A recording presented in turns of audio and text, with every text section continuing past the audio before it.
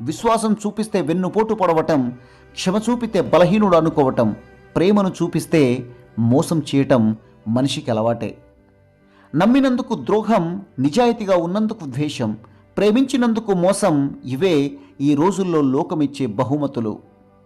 మనసు మన ఆధీనంలో ఉంటే దానిని మించిన మిత్రుడు లేడు. అదుపు తప్పితే దానిని మించిన శత్రువు లేడు.